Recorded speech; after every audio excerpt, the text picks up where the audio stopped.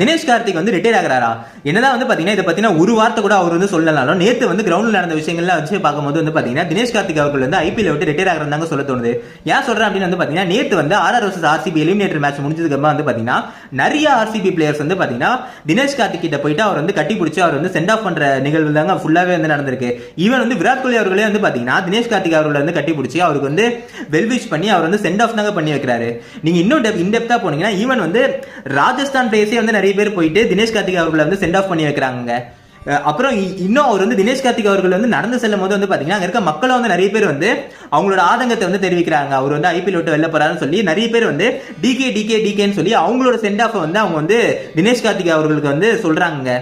So இப்படி இருக்க பட்சத்துல வந்து பாத்தீங்கன்னா தினேஷ் கார்த்திக் அவர்கள் வந்து ரிட்டையர் ஆகிற மாதிரி தாங்க எனக்கு வந்து தெரியுது. சோ அப்படியா ஒருவேளை ரிட்டையர் ஆனார்னா hats off to Dinesh Karthik, one of the best wicket keepers, one of the best finishers in IPL வந்து சொல்லலாம். ஐபிஎல் மட்டும் இல்ல இந்தியன் டீம்லயே வந்து சொல்லலாம். சோ நீங்க